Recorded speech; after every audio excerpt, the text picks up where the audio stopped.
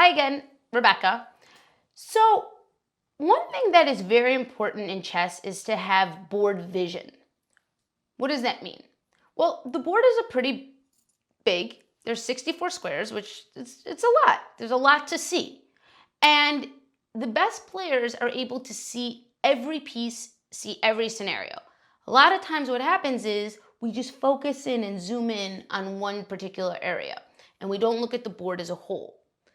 So it's very important that we keep in mind that we always have to look at the board as a whole. And actually, the way you sit is very important. You don't want to sit too close sometimes to a board because then you only focus on one area. Always take a little bit back and look at the board. Very important, I'm not going to lie. But there's something else called board vision where we want to be able to see pieces move quickly. And if we want to achieve a goal, we want to be able to find, like, how can I get my piece to a particular square? What's the best, quickest, most efficient way to get my piece to that square? So what we're going to do here is we're going to just look at how we can move this knight to put the king in check. But there's a couple rules to this game.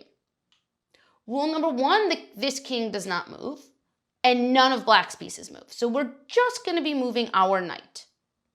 Number two, you cannot move to a square where you are going to get captured. So for example, this is not an option because the rook would just take me. Okay? And number three, you cannot capture any of black's pieces. So the goal of this is we want to move the knight the most efficient way to put the king in check.